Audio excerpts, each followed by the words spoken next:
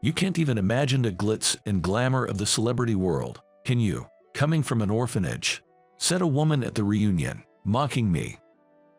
I grew up in an orphanage, without parents. Knowing this, she has always ridiculed me. And compared to that, you're just pitiful, raised in an orphanage with hardly any connections, completely alone in the world, aren't you? She bragged about her happiness, flaunting her engagement to a wealthy heir. Just as I was getting fed up with her attitude, a beautiful woman appeared. My name is Ryan. I'm just an ordinary 25-year-old man, but there's one thing that sets me apart from others. I don't have parents. I've been living in an orphanage as long as I can remember. I don't know much about it and don't want to, but apparently, my parents died in an accident when I was less than a year old. It's a sad story, but since I can't remember their faces or voices, I never really felt the sadness. The orphanage staff were sometimes kind, sometimes strict. Thanks to them, all of us who grew up together were full of compassion and grew up properly. When I started elementary school and met friends outside the orphanage, I realized my situation was rare. At parent-teacher events, I was always the only one without parents. The teachers from the orphanage would come to events like sports days and concerts, but they weren't just there for me. They came for all the kids from the orphanage. At my first sports day in the first grade, I felt lonely for the first time for not having blood-related parents. Besides the loneliness of not having parents, growing up in an orphanage had other downsides. Hey, homeless, you don't have a home, do you? Poor thing. Some classmates would tease me after finding out about my circumstances. I do have a home. That's not a home. It's more like a kindergarten. To me, the orphanage where I was raised was definitely my home. In fact, since that's all I knew, I even thought it was normal. Besides, I do have a family. A family without a mom and dad. What kind of family is that? I truly thought of the teachers and my peers as my family. Now as an adult, I wonder if blood relations are really that important to being a family. But back then, I couldn't say anything and just froze. One classmate, Emma, was particularly harsh in her teasing. She was always bright and seemed to be the center of her group. Look at this, isn't it amazing? I bought it on a trip to Hawaii. After long vacations like summer break, she would always brag about something. She'd talk about family vacations or staying at a relative's vacation home. It would have been fine if she just bragged, but look at this, Ryan. I bought it on a family trip. It was so fun. Well, you probably wouldn't know about that. That's how she used to mock me. She probably felt superior by using my upbringing in an orphanage as leverage. I didn't envy her travels because I had fun in the orphanage, but it was frustrating. I told her many times to stop teasing me, but she never listened. Eventually, I got used to it and gave up. By some twist of fate, I ended up going to the same high school as Emma. Even at 16 and 17, she continued to ridicule me. I hadn't told my friends about being raised in an orphanage, but one day, she let the cat out of the bag. Emma told me, "Is it true you were raised in an orphanage?" "Yeah, actually, it's true." I wasn't hiding it out of shame. I just thought it would be a hassle if more people like her, who had been laughing at me for nearly a decade, started to mock me. Really, sorry if I upset you.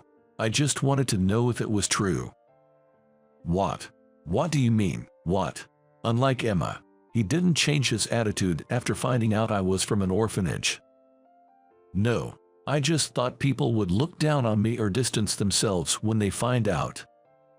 What? That doesn't make any sense. I still remember being genuinely surprised by his unexpected reaction. He was an exception. Though not as extreme as Emma, most people seem to have prejudices against those raised in orphanages. Besides her, there were others who said heartless things. But I noticed a pattern. When I showed some sort of ability, their attitudes changed. I decided to focus on my studies and sports, believing it was my only path. My efforts paid off, and I achieved great results. Gradually, people began to gather around me, and I made close friends who I still keep in touch with. Maybe Emma didn't like this, but she continued to spread bad rumors about me. But I stopped caring about her antics. By ignoring her, I stopped giving her the satisfaction. Eventually, she stopped coming to me with her boasts. By ignoring her continuously, we drifted apart. As a working adult, I finally bid farewell to the strange connection with Emma. No one at work made fun of me for being from an orphanage. No one even bothered to ask about my family. Thanks to that, I felt comfortable and am now living a happy life. One day after work, I checked my cell phone and found a long message. It was from a high school friend. What's this? A reunion invitation. The one who contacted me as the organizer was the guy who didn't change a bit even after knowing about my background. He was a great friend, and I was excited at the thought of seeing him after such a long time. It's been a while. I'll definitely attend. Out of happiness, I immediately replied. Minutes later, I received thanks for confirming and details about the venue. Thanks for the invite. Looking forward to it. This should do. Wait a minute. A high school reunion meant that Emma, who always had something nasty or boastful to say, would also be there. Realizing this made me a bit anxious. But I quickly remembered the fun memories outweighed the bad, and I looked forward to reuniting with friends. On the day of the reunion, when I arrived at the designated tavern for the reunion, there were more people gathered than I expected. Hey, it's Ryan. Long time no see. Hey, long time. How've you been? Pretty good, I guess. I sat near the organizer, ordered a beer, and started chatting with a friend. So, what's up with you lately, Ryan? Just the usual. Work and life are pretty mundane. That's good to hear. He mentioned that some of our classmates weren't in the best of situations. Some had quit jobs at exploitative companies, while others were recovering from major injuries at their manual jobs. As we drank our beers, sharing updates and reminiscing, I heard a commotion from the back of the room. Wow, Emma, that ring is amazing. Really, really. Where did you get it? The center of the excitement was none other than Emma. I couldn't see well from where I was, but apparently, she was wearing a lavish, opulent ring. Right, actually, I was proposed to by my wealthy fiancé. She flaunted her ring to her friends, grinning widely. While the women were getting excited, my close friends nearby mentioned it in a low voice. Man, a wealthy heir, huh?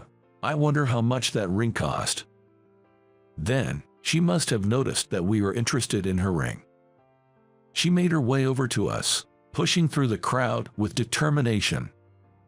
You guys interested too? Look, here it is. Take a good look. She hadn't been asked, but she turned her left hand towards us. The gemstone was dazzling in the light. I can go into details because it's his work, but then she began boasting about her boyfriend. He apparently makes $1 million a year and drives a luxury car. He even seems to own a vacation home. He used to be a model and was incredibly kind and handsome. She was head over heels for him. I was almost impressed she could say the last part without any embarrassment. Well, you guys are just in a completely different league. Her unnecessary remark caused some irritation. Then, she turned to me with a laugh. You can't even imagine the glitz and glamour of the celebrity world, can you? Coming from an orphanage, she bragged about being born into the upper class, enabling her to marry into wealth. She spoke of her wonderful in-laws and how loved she felt by her fiancé, with a deliberately unpleasant demeanor.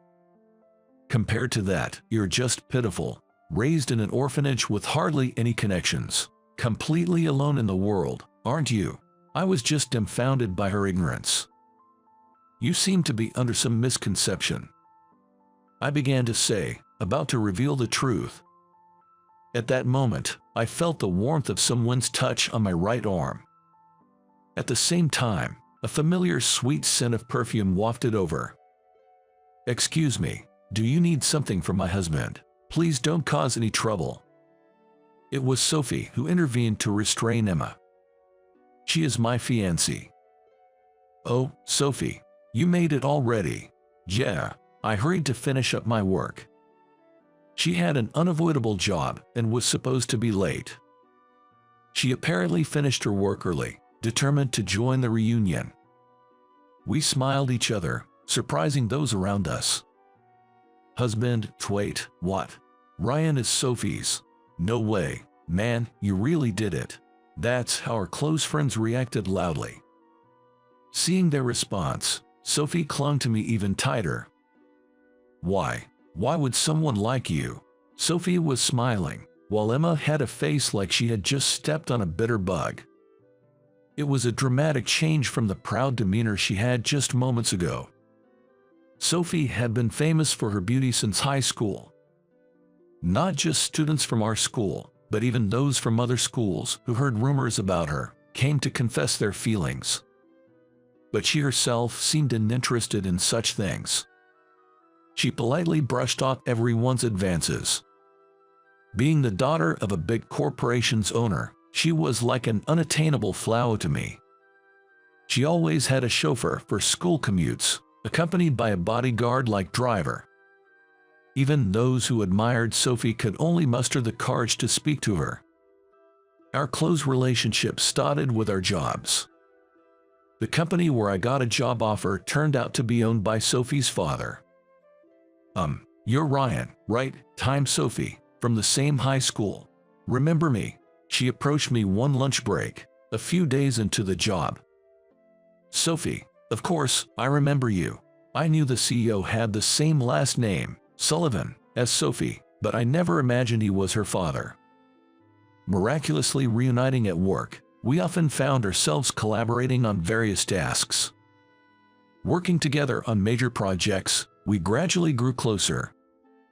"Ryan, you're doing quite well, I hear. Your reputation has reached our ears." "Thank you, it's an honor. I was just trying to work like everyone else, but maybe with Sophie's support, my achievements kept piling up, and I somehow became favored by the executives. Even the CEO began to take an interest in me. Then one day, after work, I happened to meet Sophie. Ryan, do you have a moment?" "Sure, I'm free." I followed her, curious about what she wanted, and we ended up at a stylish bar. It didn't seem like a work-related conversation, and then she said something I never expected. "Ryan, I've fallen for you." Her words, though familiar, didn't make sense to me at first. "Wait, what do you mean?" "I mean, I want us to be together." I was beyond surprised, calm in my disbelief. I never thought she, whom I considered out of my league, would say such a thing. But should I accept her offer, I was hesitant. "Thank you, I'm happy." "I'm happy. But I definitely don't think I'm someone who matches her. An orphan with no parents. I believe someone more fitting should stand beside a lady from a large corporation. I'm really happy, but I'm not the right person for you, Sophie." "That's not true. You're great, Ryan. Even my dad likes you." "Thank you, but still, it's not right." My feelings of inferiority, stemming from being raised in an orphanage, prevented me from accepting her affection. From that day, there was an awkwardness between Sophie and me, or so I thought, until one day. "Ryan, how about dinner tonight?" And then, on another day, "Ryan, do you want to watch a movie together on our next day off?" And then, yet another day. "Ryan, I got us tickets to the theme park." She persistently stuck to it, almost to the point of being pushy. Her earnestness touched my heart, and I finally shook off my inferiority complex to start dating her. Before we knew it, things progressed rapidly, and recently, we got engaged. Now, we're preparing for our wedding next month, amidst our work schedules. When Sophie explained how everything unfolded, our friends clapped and celebrated. Meanwhile, Emma looked frustrated, contorting her face in dismay. Ryan isn't alone in the world. I'll make him happy. Besides, the smallest unit of family is a couple. A couple is, after all, two unrelated individuals by blood, right? Sophie questioned, but Emma just clenched her fists and groaned. Then Sophie continued. So, happiness has nothing to do with blood relations. You kept mentioning that it was raised in an orphanage, but what does that matter? It doesn't affect our happiness now, does it? Emma finally reached her limit under Sophie's barrage. She grabbed her belongings and stormed out of the tavern, glaring at us with a demonic expression. Some time after that incident, Sophie and I attended a party we were invited to for work. I was wondering whether I, just an employee, needed to be there, but according to Mr. Sullivan, the CEO, you might be the future CEO, so attend and learn. That seemed a bit premature. The man himself was probably somewhere in the venue, networking with people from various companies. Ryan, there's Mr. Bennett. Oh, right, let's go say hello. In the crowd, I spotted the president of Bennett Construction, one of our major clients. Mr. Bennett, it's been a while. Sophie greeted the tall, intimidating Manuel. Miss Sullivan, likewise, it's been a while. He replied with a gentle and soft voice, contrary to his appearance. I had met him a few times for Sophie and was always surprised by the contrast between his looks and demeanor. As we chatted with Mr. Bennett, a voice called out from behind us. Dad, I've finished greeting everyone. The voice seemed directed at Mr. Bennett. That's good, Julian. Networking is important. Use these connections in the future. Commenting on his having a son, I looked at the face of this Julian. I listened to his greeting, thinking he looked vaguely familiar. He seemed to have his own thoughts about me too, as we faced each other again with a strange atmosphere. Nice to meet you, I'm Ryan. Ryan. As I introduced myself, his eyes widened in recognition. Remembering him, I exclaimed, Julian, is that you? Ryan, it is you, isn't it? Julian, you know him? Asked Mr. Bennett, looking puzzled at us. He probably never imagined we had a connection. Yeah, we were in the orphanage together in the past. Julian replied softly. Upon hearing this, Mr. Bennett smiled warmly, saying, Is that so? Is that so? It seems he holds no prejudice against those who grew up in an orphanage. I've heard from Mr. Sullivan that you're an excellent son-in-law. If he says so much, you must be working hard. I respect that. I was overwhelmed by such unexpected praise. Julian left the orphanage when he was about to enter elementary school. He, like me, didn't know his parents, but fortunately, someone came to take him in. That someone was the then Mr. Bennett. Hey Ryan, let's play tag, albeit.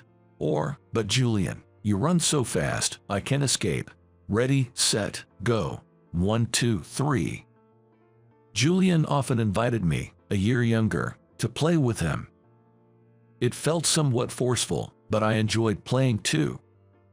Of course, Julian and I have no blood relation. Yet, we always thought of each other as true brothers. I cried when he was adopted. I deeply mourned the loss of my closest family. Nearly 20 years later, I never imagined we would reunite like this. It seems Mr. Bennett adopted Julian because they couldn't have children. He had a physical issue and was concerned about the company's succession. So, he opted for adoption, as he told me.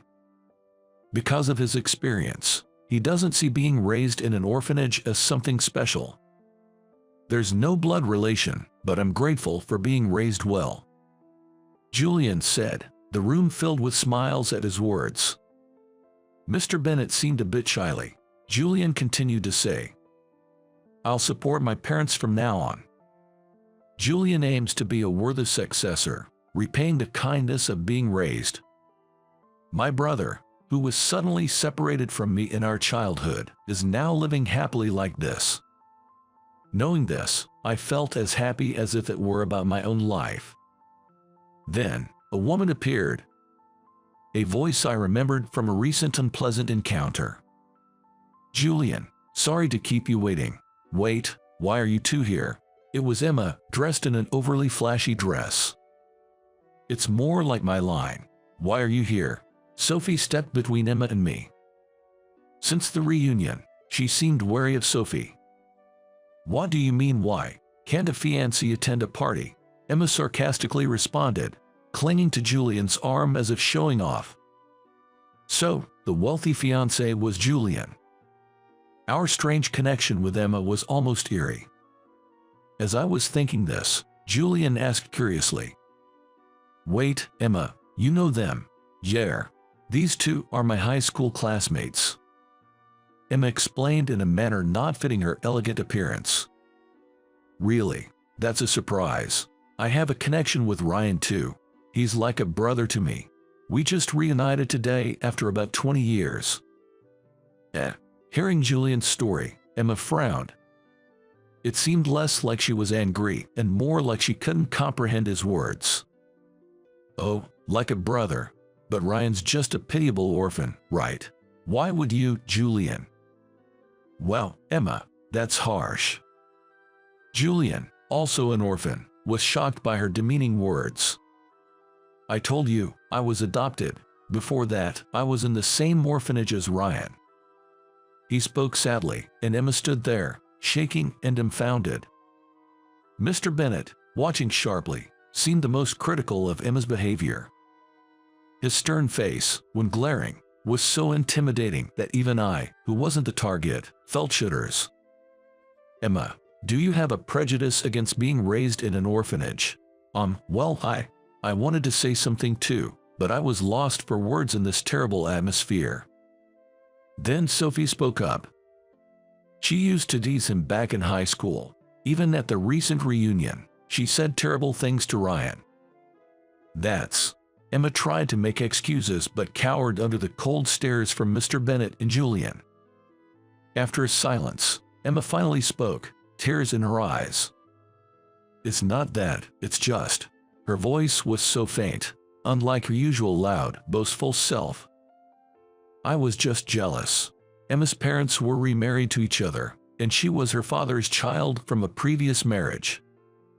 When she started elementary school, her parents had a son. The parents only doted on my brother. They never showed me any love. She received food, clothing, and school supplies. Though it was more an afterthought, she did go on the family trips she used to brag about. However, the way her brother was treated compared to her was like night and day. She felt unloved, as she wasn't their mutual child. I wasn't abused, but I wasn't even allowed to interact with my brother. I never knew what family or siblings were supposed to be like. Then she met me. She learned from somewhere that I was raised in an orphanage, without a blood-related family. She had a family but no place in her home. I had no family, but a comforting place. Seeing me, who had what she lacked, she couldn't help but attack. That's why I pretended to be cheerful and exaggerated my boasts. I just wanted to fit in at school." Emma. She lined up boasts and lies, creating a circle where she was celebrated. Desperately gathering friends, she sought her place. Yet, the orphan with nothing was now smiling with friends. Seeing me, trusted and respected, her jealousy grew uncontrollable. "But you never cared," she said. I ignored her for convenience, but to her, it seemed Ryan had grown up. It's not that I didn't care. Her obsession and noise seemed pitiful, and she eventually stopped attacking. "So why did you say such things to Ryan at the reunion?" Sophie asked angrily. Emma, on the verge of tears, whispered, "I got carried away. Julian proposed, I even got a ring, and then I said those things." Her tears smeared her makeup. Ignoring that, She suddenly apologized to me. I'm sorry. I'm really sorry for everything.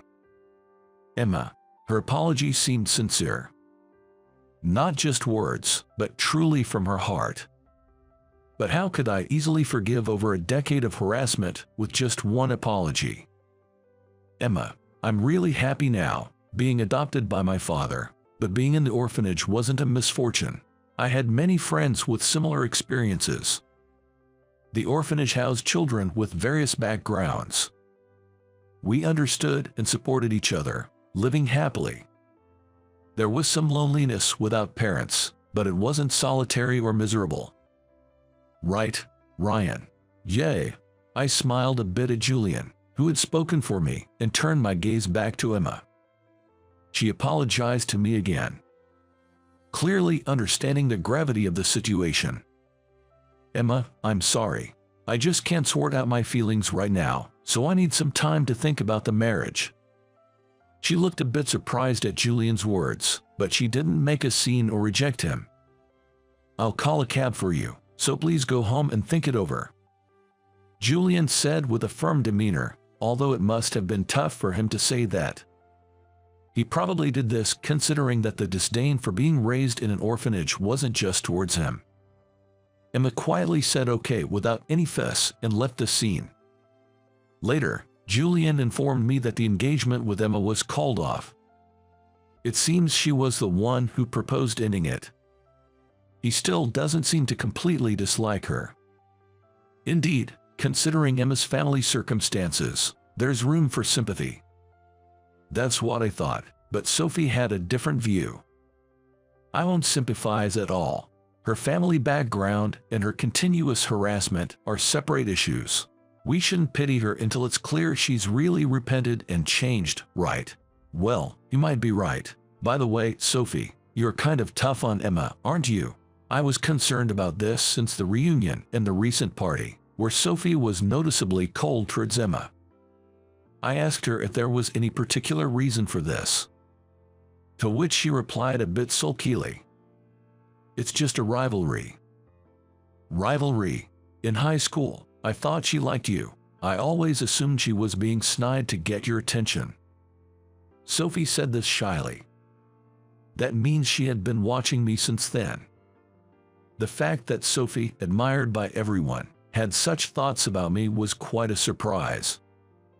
Really. Feeling both surprised and happy, I found Sophie even more endearing. Remember at the reunion, you said happiness doesn't need to be related by blood. That made me really happy. The fact that Sophie became part of my family, and that her family has been so good to me. For me, that was a great happiness. I think the bond is what's important in a family.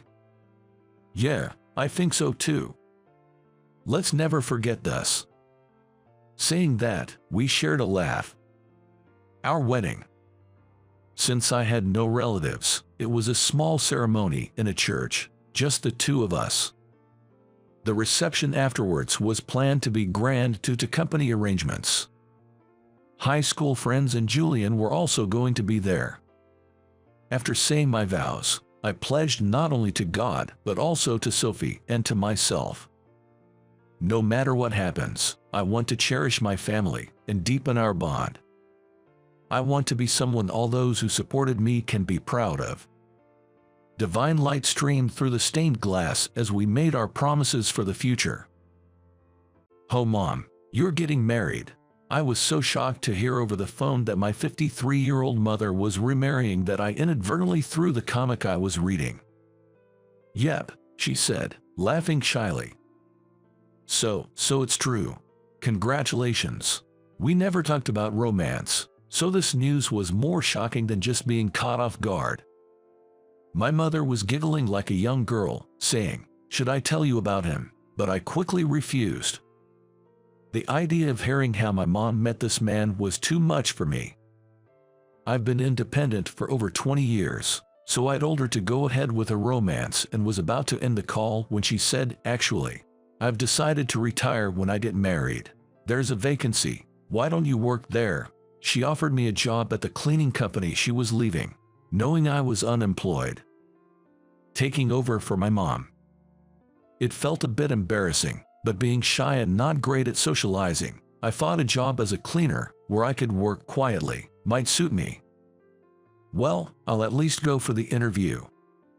When I said that, my mom cheerfully laughed on the phone, saying, "Okay." She sounded so happy. My name is Sam. My father passed away from an illness when I was in middle school. Being shy, I was often bullied, but my dad was always there to comfort me. He loved collecting comics, even though they were all old-fashioned, but thanks to him, I became a total comic fan. When you're having a tough time in reality, escape to the world of stories. That advice, so typical of a comic fan, probably helped me get through the bullying. So, when he died, I didn't know how to face reality. The grief was too much, even being in the world of stories. But my mom raised me with cheer and encouragement, all by herself. She wasn't particularly beautiful, but she was sociable and well-liked for being meddlesome. Probably, someone fell for her inner qualities. I was surprised to learn she considered remarrying even past her 50s, and here I am, nearly 30, and still without a girlfriend. Reflecting on my situation, I felt a mix of resentment and admiration for her, but I genuinely wanted her to be happy and remarried. I used to work for a cosmetics company, but quit after 5 years due to excessive overtime and being unemployed. During this time, my mom introduced me to her cleaning job, and I went for an interview. It seemed easier than I thought. Easier because it didn't require much communication. It was simple physical work, of course requiring some interaction at first.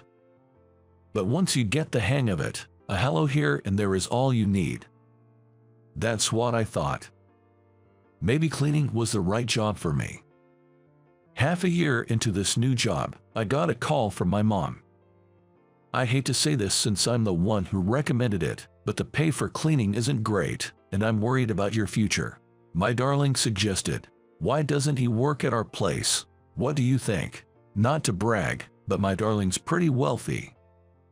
Wow, Mom, marrying rich, and what's with darling? It sounds so weird. My mom replied, "Oh, it's just fine, dear," in a tone so of sick it felt like there were about 10 more heart emojis attached to her words. She had completely transformed from a mom to a lovesick girl. It's fine for her to be lovey-dovey, but keep that cutesy voice away from my ears. I felt like I was going through a second phase of teenage rebellion. "Stop by our place if you feel like it. He wants to meet you." Well, if I feel like it. I said so and hung up. In the end, I turned down the offer from my mom's darling. It's not that I dislike my mom's darling or anything. I was just embarrassed. They seemed to understand and are patiently waiting for me to show up. So, my refusal was more about not being confident in fitting into a regular company and enjoying the cleaning job my mom got me. However, Joe, the manager, working at the company in the building I clean, is my only source of concern. "Hey, Sam, didn't I tell you to finish today's work by 5 p.m.? I'm sorry, but it was dirtier than I thought, so I wanted to be thorough." Making excuses, just trying to score some overtime pay, right? Geez, there are too many sneaky people like you around these days. No, I was really just. Like I'd believe someone with your education. What is this university? Never even heard of it. Joe, the manager, doesn't seem to like me and always talks down to me. He probably looks down on me for being just a cleaner. Maybe he bullies me, someone at the bottom, to reaffirm his own superiority. And he's the worst kind of person, groveling and fawning over those he thinks can benefit him. It's because his shallowness is so transparent that I dislike him. But while I enjoy being a cleaner, I can't say I'm proud of it in public. I feel like my self-esteem is being chipped away little by little here. Sometimes, I think maybe Joe's approach to life, climbing up to manager, is the way to success, and it frustrates me. Yet, I feel I must criticize what Joe is doing in front of me now. Lately, he's been disgustingly fawning over a woman. Man, you are really cute, aren't you? Great figure, sharp eyes. I'm stuck listening to Joe's creepy voice talking about Emily, a woman who occasionally visits this building. Sure, she's strikingly beautiful. I get why Joe would be smitten, but it's clear Emily is not into his advances. Why don't we have dinner sometime? My treat. Dinner, I don't know. Emily was gently turning him down, but this sleazy manager wasn't backing off. His gaze and intentions were clearly dubious. This has been the scene every time Emily visits. While internally cursing Joe, I tried to just ignore whatever he said. I didn't want to lose my job and worry my mom again. But this time, I thought he went too far, so I blurted out, "Joe, actually, I wanted to ask about cleaning on the 4th floor." "What? You are still here? I'm not in the mood for." "Oh, are you discussing work? I wouldn't want to interrupt, so I'm leaving." Wait, Emily. It seems that Emily is a very perceptive woman. She quickly picked up on my assist and swiftly left the scene. In other words, she wanted to escape Joe's nearly harassing advances as soon as possible, which I wish Joe would realize, but he just glared at me like a jealous lover, saying, "Hey, low-educated Sam, you're messing things up. I won't let you off easy." Consequently, I faced even more pressure from Joe. Then, an incident happened. Oops. One day, I made a mistake of wet mopping where I should have dry mopped. As I hurriedly tried to wipe up the water, Joe unfortunately slipped there. Ouch. Hey, who's the incompetent fool did this? Suddenly yelled at by the boss, I froze. But I couldn't hide forever, so I stepped forward and he said, You're always a pain. Is this harassment? If you can clean properly, just quit," and kicked a bucket of water on me. The stares of the people in the building, the manager's shouts, the water on my body. I was close to panicking. Just when I thought I might be thrown out, a woman in a suit rushed over, saying, "What are you doing to my brother?" The woman was glaring sharply at Joe. I was surprised to see the woman. It was Emily. "Brother," I muttered in surprise. While wondering how such a delicate girl could be related to me, she said, "I'll report this to my father." Sam is Emily's brother, and what's this about a father? What's going on? Joe seemed to be shaken, perhaps more by Emily's uncharacteristic anger than anything else. "Despite being here so often, you weren't aware. Well, this is who I am." Saying this, she handed him a business card. Anderson Construction Company, President's Secretary. It appears that the business card bore the name of a major client company that do business with this company. Joe's face turned pale as he realized the shocking truth. "Mr. Anderson, Emily's father is, perhaps, as you guessed, my father is the president of Anderson Construction." He probably never dreamed that the woman he was trying to woo was the daughter of a prominent client. It seems he was in a different department and didn't know her name. "You've been quite persistent in your approaches. I'll be sure to bring this to attention." Perhaps Emily's words made him realize the potential loss of business. Or maybe his brain was overloaded with too much information. Either way, Joe fled the scene like a stray dog, without apologizing or explaining. As someone who's always had issues with Joe, I felt a sense of relief seeing him scamper away with his tail between his legs, but I was still puzzled why Emily called me brother. She then apologized to me, "Sorry for suddenly calling you brother." "No, it's fine, but maybe a long-lost sister or something."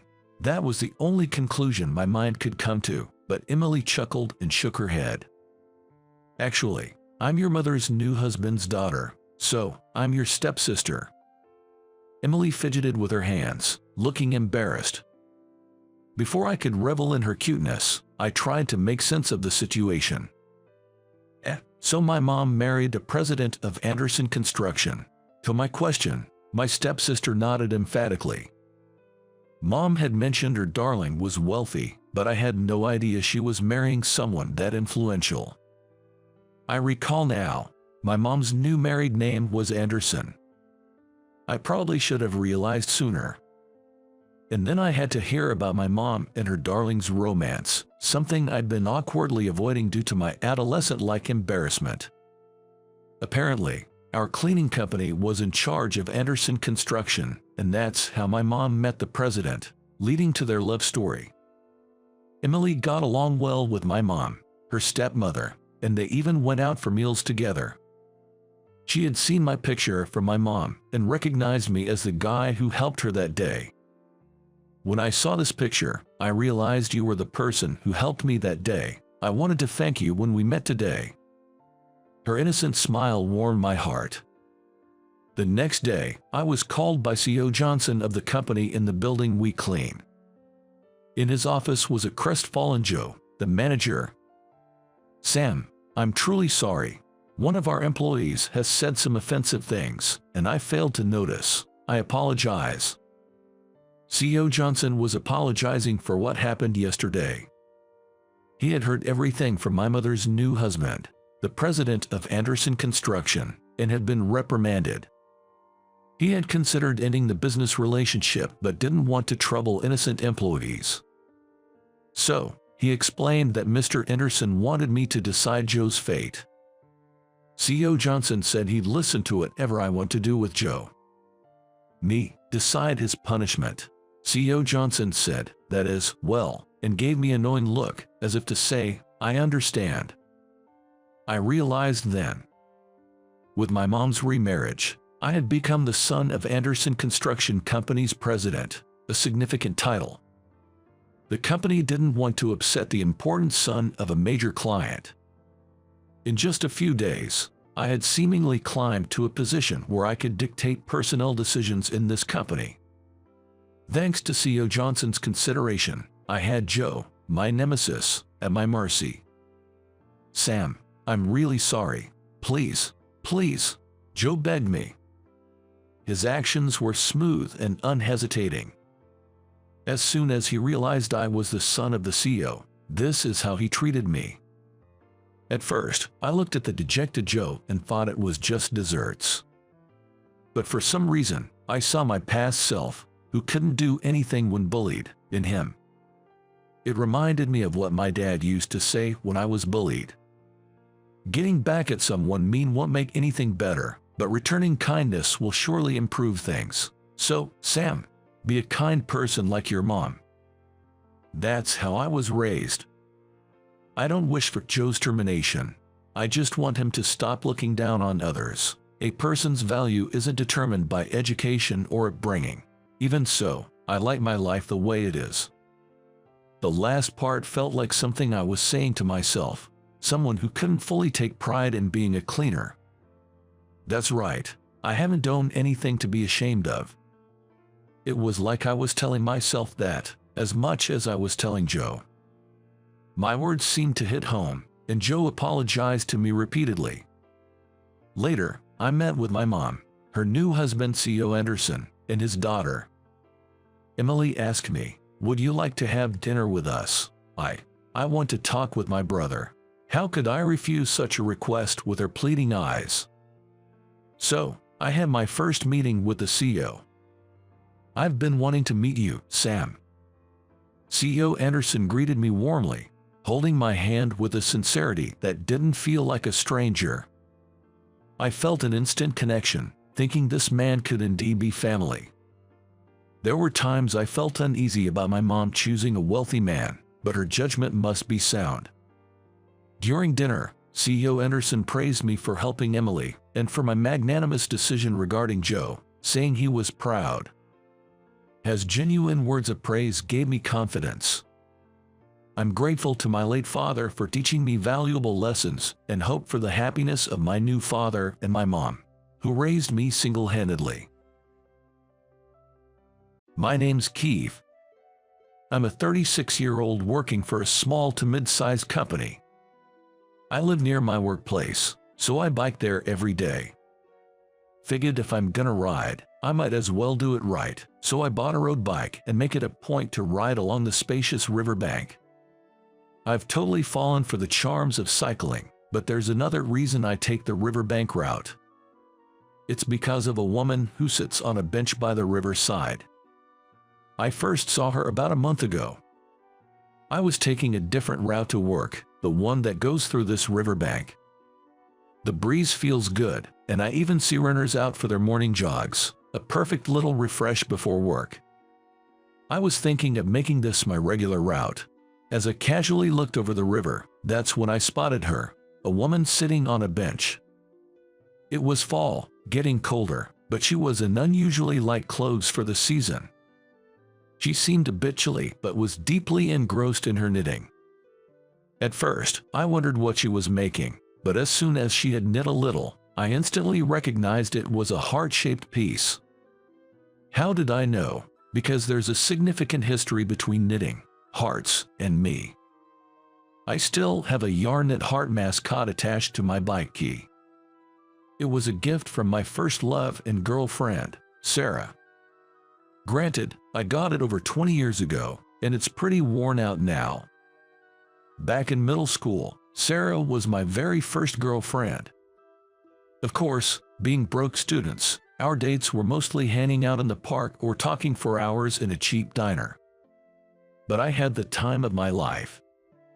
Sarah, with a round face that suited her short haircut and cute dimples when she laughed, was incredibly adorable. So, I did a bunch of silly stuff just to make her laugh. Looking back, it's kind of embarrassing, but I was dead serious back then. She always played along, and she even gave me handmade chocolates for Valentine's. Man, was I happy. I had a bad reaction to those chocolates and spent a lot of time in the bathroom, but that didn't matter. Sarah was skilled with her hands but seemed to struggle with cucking. However, her knitting skills were top-notch even in middle school.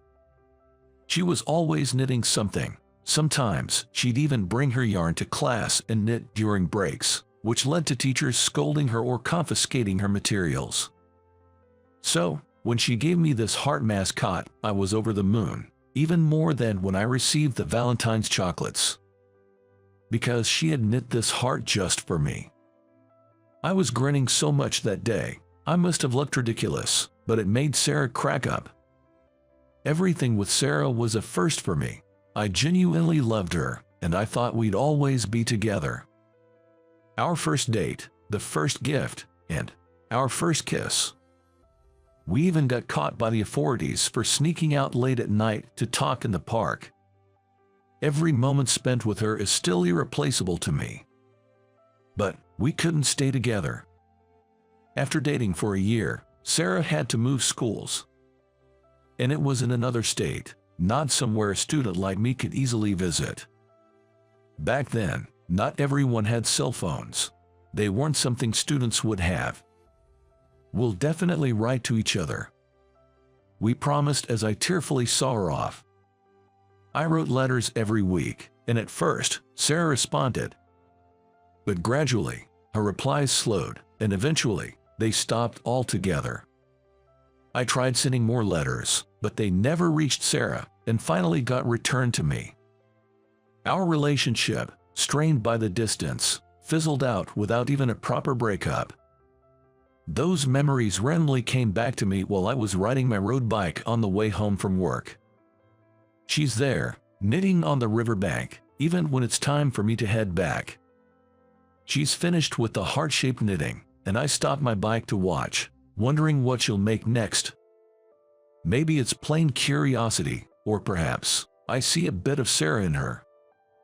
After all, the only woman I'd ever seen knitting was Sarah. But the woman suddenly started unraveling the knitted heart she had finished. What? I exclaimed, genuinely thinking it was such a waste after all the effort she put into it. I've always seen her engrossed in her knitting, head down, so I never really saw her face, but she seemed to have a sad expression.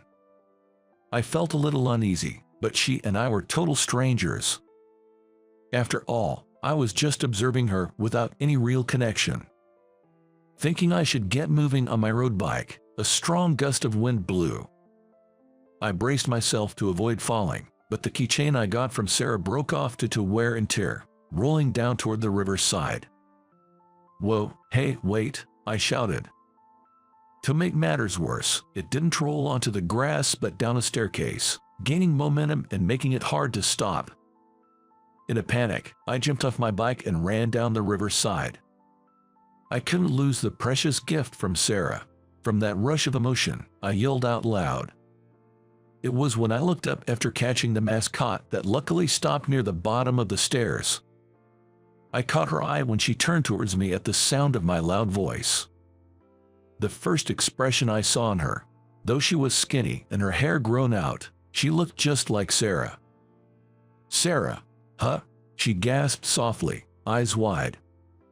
Her face seemed to ask, "How do you know my name?" And then her eyes shifted to the mascot in my grasp. "No way, is that you, Keith?" Her recognition confirmed to me that she was indeed Sarah, and I found myself frozen for a moment. Well, of course. I thought she looked similar, but I didn't think she was the real deal. "Long time no see, you don't look well, though." I knew I had to say something, anything, so I forced out the words. But it seemed I'd stepped on a landmine. Sarah smiled wryly, her head bowed. Yeah, a bit of a rough patch." The reunion, after such a long time, felt awkward. Thinking to break the ice as evening approached, I decided to walk her home. Maybe, like old times, we could chat about the past. If we walked home together like we used to, we might be able to share some old stories. But then I heard Sarah's bombshell. "I don't have a home." The cozy atmosphere turned super awkward. Caught off guard, I blurted out, "What do you mean? You don't have a home?" What a spur-of-the-moment question. Sarah, with a self-deprecating tone, confessed, "Actually, after I moved, my parents got divorced. Neither of them wanted to take me in, so I ended up in a facility. It's tough to get a decent job with just a high school diploma. Now, I'm living in a cheap inn, picking up odd jobs here and there." She said this while staring at her yarn. I realized then, Sarah must be struggling financially, unable to afford new yarn. That's why she's been unraveling old pieces. Her light clothing wasn't a fashion choice, it's all she had. "Did you stop sending letters because you went to that facility?" I asked. "Yeah, things were hectic, and I couldn't take your letters, Keith. I didn't know your address, so I couldn't send any. I'm so sorry."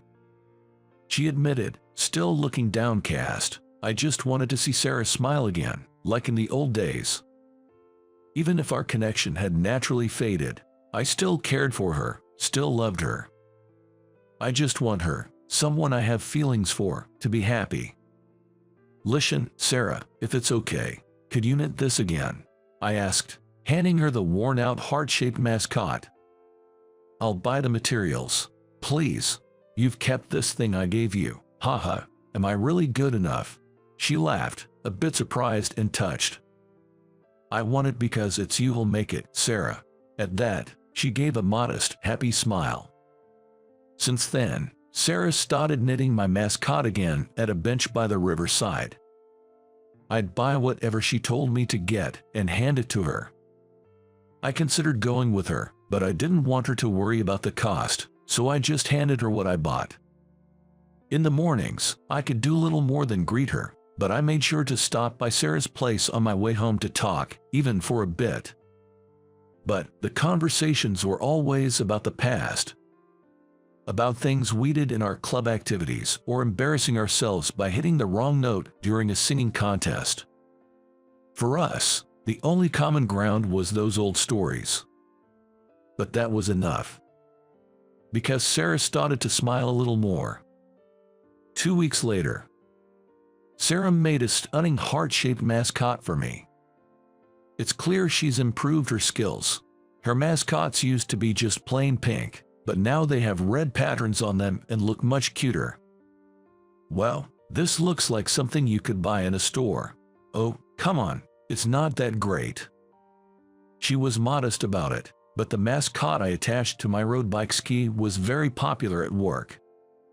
I want one like this. Where did you buy this?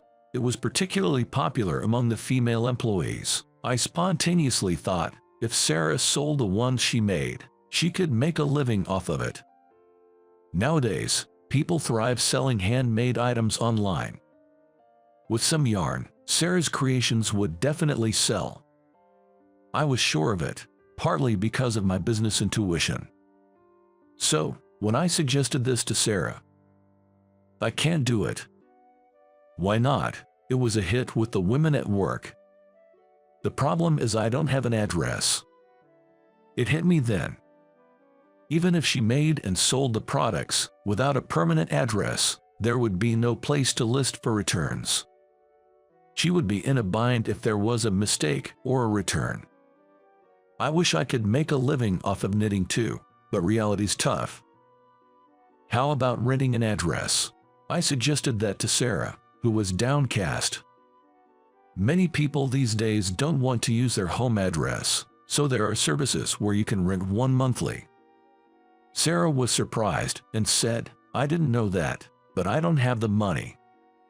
I'll cover the costs for materials and such. Once you make a profit, you can save it and eventually rent your own place. But I don't want to trouble you, Keith. How about this? Think of it as a business deal. I believe your knitting will be a hit. It's not just about helping her because I love her. I'm truly in awe of Sarah's talent and want the world to see it. I'm willing to support her financially to make that happen. Finally, Sarah agreed, saying, I want to try it for a year. If she doesn't see results in a year, she'll quit. With that understanding, I supported her. Under that promise, I stepped in to support Sarah. But honestly, I had underestimated the situation. I was hoping that Sarah's knitting would gain traction, maybe around 6 months in. But Sarah's knitted goods started flying off the shelves almost instantly. It all began with her setting up a stall at a local flea market, where her knitted items, especially earrings and stids made with yarn, garnered a lot of attention. Thanks to this, her reputation grew, and when she participated in paid craft fairs, she made a decent profit. Of course, I helped out at the events, but Sarah is just amazing. She participates in events every month and yet never runs out of stock, always producing new items. I often wondered, how can she knit this fast and maintain this quality?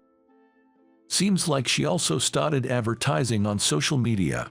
Apparently, she began taking custom knitting orders online. She especially became a hit with moms wanting knit items for their children. Sarah is always busy knitting. Once she had saved up a decent amount of money, she could afford to buy clothes, and Sarah became noticeably more lively. She had been a bit too skinny, after all. Now when she smiles, dimples form, making her look just like she used to. In just 6 months, Sarah became a handmade crafts artist who made a significant profit, and she could purchase her own materials, and she no longer needed to stay in it. And now, she's living with me. About 3 months after she started selling her knit crafts, it honestly became more convenient for her to hold event meetings and get some assistance with delivery at my place. That's the official reason, at least. Sarah said she'd be fine living with me, and after the promised year passed, I took the plunge and proposed. She laughed and said, "We're pretty much like a married couple already," and gladly accepted. We've discussed having a wedding once things slow down a bit since Sarah is quite busy with her handmade orders. But to be honest, I just want her to finish her current crafts. After all, there are so many knitted items in our house waiting to be sold. I even built a shelf myself to help organize things. On the very night she moved in, no less. Instead of a traditional wedding night, I was doing some DIY work for Sarah. It had been a while since I did something like this, and honestly, I struggled. Seeing my efforts, she tilted her head and asked, having trouble fitting it in. She said that because she noticed several bent and unusable nails around me. I just can't seem to get it right. Why does it keep bending? Why not try holding it firmly and give it another go? I took Sarah's advice and tried again, but I messed up about 7 times. The shelf I finally made turned out to be quite handy, but it seems we might need another one soon or there won't be any room left to walk. Never thought I'd be surrounded by so much yarn, I mused, glancing at the wall. There, I saw an old worn-out heart-shaped mascot Sarah made for me, and a new one she had crafted recently. A question popped into my head. I've always wondered, why did you choose to make mascots out of knitting? It's 3-dimensional and seems quite difficult. By now, Sarah crafts them effortlessly, but back then, stuffing them with cotton must have been a challenge. As I pondered, Sarah, still knitting, said with a chuckle, "Who knows? Why don't you look it up yourself?" So, I did some research on mascots, and I understood her point. A mascot is a person, animal, or object believed to bring good luck. She gifted me the heart mascot, hoping to bring me good fortune. Maybe it's thanks to this mascot that I'm living such a blessed life now. It might even be the reason we got back together. Truly, it brought me so much luck. And as I thought this, I lovingly watched Sarah knit. On your anniversary, bring your wife here, she'll surely love it. That's what my mother said in my memory. I've carried them in my heart all these years. Hey, Bobby, how's the concrete? Yeah, I'm on it. My name's Bobby, turning 35 this year. Been working in construction for a good while now. Man, it's hot today. I took a moment, looking up at the sky. I met my wife, Kate, on a day just as hot. It's been a bit over 10 years since I met her as a newbie. Has it really been that long?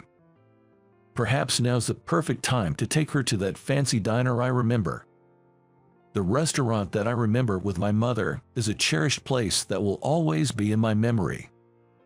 When I was 10, my dad, whom I loved dearly, passed away from terminal cancer.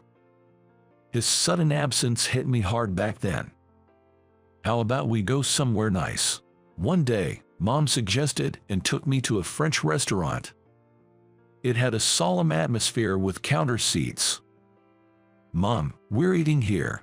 It was my first time in such a place, so I asked her, a bit nervously, "This is where your dad proposed to me." "Wow, so it's a special place for you and Dad." "Yes, honey.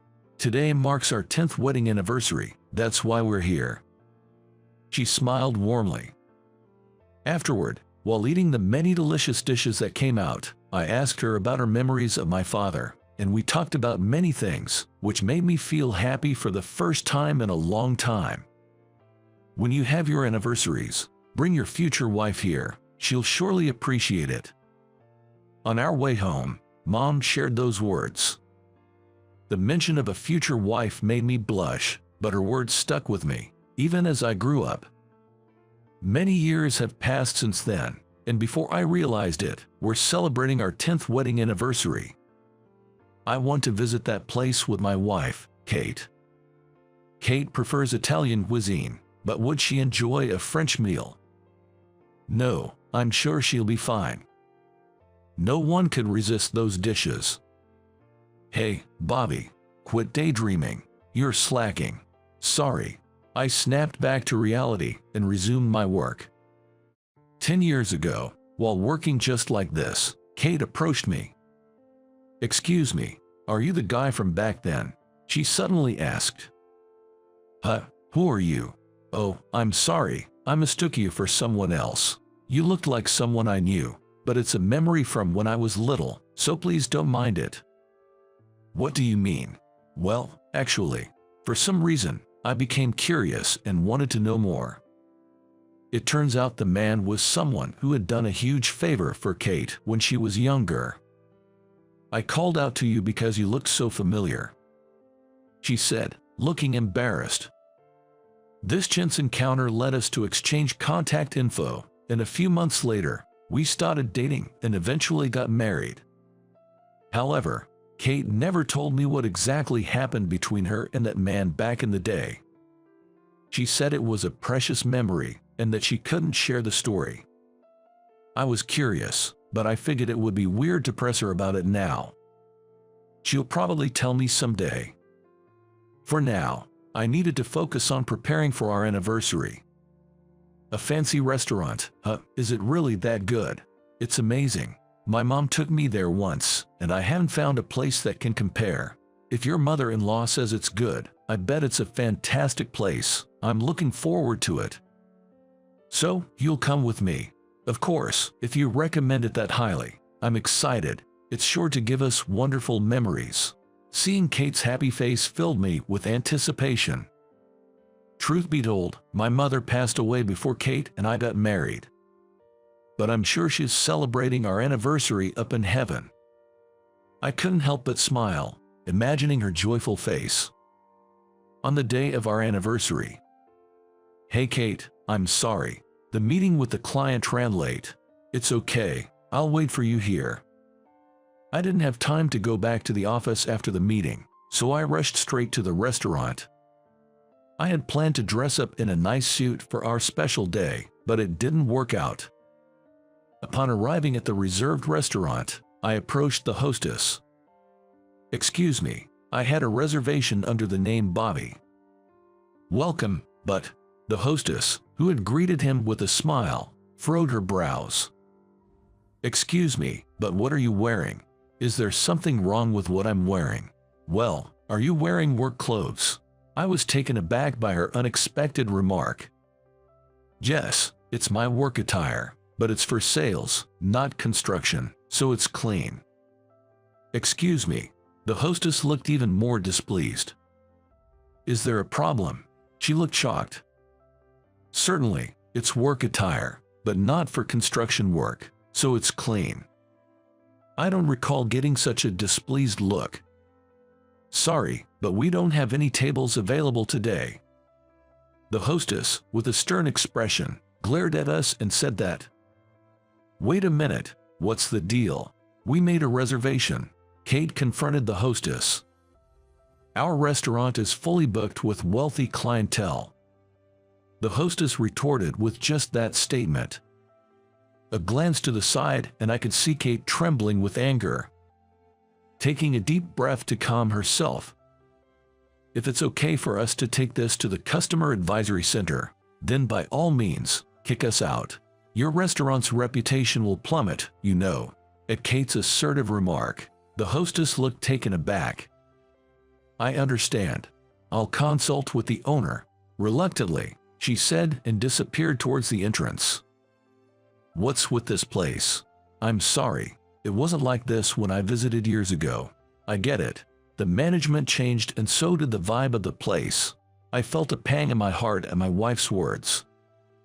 Indeed, the current diner is managed by the previous owner's son. Ever since he took over, I heard the reputation wasn't good. Hearing stories of them being picky with customers and having a bad attitude, I thought they were just rumors. But I can't believe how openly rude they are to customers. Lost in thought, the hostess returned. It was an oversight on our part. We sincerely apologize. Please allow me to show you to your table. Huh? You said earlier there were no reservations available. What's up with that? Kate snapped at the hostess, who responded with a raised eyebrow. You want our food, right? Our restaurant is always fully booked. Follow me to your table. The hostess said, rather coldly. It reminded me of a grumpy but skilled old sushi chef I saw on TV. Maybe this place has a similar vibe. Kate, let's just sit for now. Holding back the rising anger, we followed the hostess to the counter. The interior hasn't changed much since I was a kid. However, the chef behind the counter looked clearly displeased. With a scowl, he began placing dishes in front of us. The food looked delicious. Yet, it didn't stimulate my appetite. What's wrong? Not eating? Asked Kate. As I tasted the dish, it was certainly delicious, but there was a lingering odd sensation. What's this feeling? I thought as I continued eating. Suddenly, Kate spoke. How can you serve this to customers? Refrying beignet. What's with the hygiene standards of this place? What are you talking about? The chef's face contorted with irritation. Kate continued, glaring at him. The crispiness of the batter is clearly not fresh. It's been left out at room temperature for too long, right? It's lost its color and firm texture. At her observation, the chef's eyes widened. My wife, listening on the side, hasn't lost her sharp tongue, I thought, impressed. That's just your opinion. Where's your proof? Isn't it obvious just by looking at this dish? Well, it doesn't matter. I'll have our experienced journalists from our magazine come and secretly review your restaurant, and I'm sure they'll write an article that echoes my sentiments. An article? You can't be serious. Both the restaurant owner and the hostess turned pale in an instant. Little did they know, Kate was a food critic for a gourmet magazine. I came here today hoping to savor the nostalgic taste my husband always talked about, but both the service and the taste were let down. It's really disappointing, but I believe my husband is even more devastated than I am. Are you prepared for the backlash to your terrible service and food? With a cold stare at the restaurant staff, Kate put down her fork. Let's go. I'll cover the bill. If we stay here any longer, our wedding anniversary will turn into a disaster. I get it, but I brought you here. Let me pay. In that case, I'll take you up on your offer. We still have some dishes coming out. We'll eat elsewhere, thank you. After saying that to the hostess, Kate got up from her seat. I also stood up and headed toward the cashier. Wait, hold on. No need for change. I laid several $100 bills on the counter and left the restaurant. I wanted to get out of there as soon as possible. As soon as we were out, I apologized to Kate. I'm sorry for making you go through that. More importantly, are you okay? Must have been a shock to see your mother-in-law's favorite place like that. Oh, I have a place I want to take you. A place you want to take me. You'll surely create good memories there. Then she guided me to a small diner located near the other restaurant, where I was greeted by a familiar face. Welcome. Is that the guy from that time? Though he had aged, there were traces of resemblance on his face. It was the gentleman who served us dishes when my mother and I visited that diner. In other words, the previous owner of that restaurant. Kate whispered in my ear. He handed over the main restaurant to his son and continued his business here. Really, sir, the usual, please. Gotcha, young lady. You want the salmon platter, right? The former owner gave Kate a wide grin. Young lady, I felt a sense of déjà vu hearing Kate being addressed that way. I had encountered a similar scene in the past. Oh, that time. Did you finally remember? Kate's voice was full of excitement. I'm so glad you finally remembered. Turns out, there was more to the restaurant memory. At that place, while having a meal with my mother, a little girl was intently watching our food. She seemed to be alone, with no parents in sight. Wondering what was going on, I looked her way, and in a faint voice, she said, "Wow, that food looks so yummy." Apparently, she was dining in the only private room available with her father. However, they only ordered alcohol and snacks, so she was getting hungry. He only orders stuff like fries. Plus, he gets drunk and won't wake up, so I get really hungry. She spoke with tears just forming in her eyes, and I felt an urge to do something for her. You okay? Hungry? You can eat this. I offered her my plate, and she responded, "Really? Are you sure? Thank you so much." She eagerly started eating the stew and terrine. Afterwards, the previous owner, who had observed the interaction, treated her to a complimentary meal. I clearly remembered her happily eating the food. Why had I forgotten about it? No way, Kate. Was that you back then? I never forgot how kind you were to me. I recognized you right away when I saw you. That scar on your forehead, I could never forget. I had a large scar on my forehead from a bicycle accident when I was a kid. I was so happy to see you again, but you never noticed me. I decided to stay quiet until you remembered. That's why I never mentioned it." Seeing Kate's innocent laughter made my heart warm. I can't believe I married that girl from back then. I never thought I'd marry the kind man from that day. The meal at that restaurant was honestly terrible, but let's make it up here. Let's give you the best hospitality. The previous owner smiled warmly. "Yes, please," I replied with a smile. After that, we enjoyed a delicious meal just as I remembered. Maybe because of the earlier unpleasant experience, it felt even more delightful. Who would have thought that boy from back then would grow up so well? The head chef seemed to remember the incident well. It feels like a dream to be eating the chef's food together again. Kate joyfully ate the dishes prepared by the previous owner. It felt so good, like I had finally fulfilled what my mother always said. "Sorry for the unpleasant experience my sons caused you. My apologies." The chef bowed deeply. "It's not your fault. Please, don't worry about it." Raising his head, the previous owner continued. "Actually, I have a favor to ask. Ever since they took over the restaurant, they've become arrogant, even to regular customers. The reputation of the diner has plummeted. Can you help teach them a lesson?" "Is that really okay?" Kate asked, looking slightly pleased. "Yes, it's fine. I don't want the diner's reputation to get any worse. With your help, please do what you think is best." "Understood," Kate answered with a beaming smile. "I hope she doesn't go overboard." Seeing her smile gave me a bad feeling. A few weeks later, the diner received a scathing review in a gourmet magazine where Kate was in charge.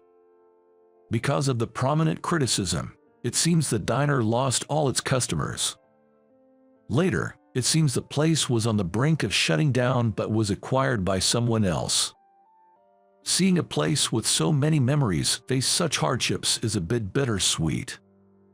I guess so, but the new owner seems to be a very nice person, and he is carrying on the taste of the original owner. I went there on business the other day, and the place looked so much better. It made me nostalgic. Nostalgic. It had the same vibe as the place where we first met.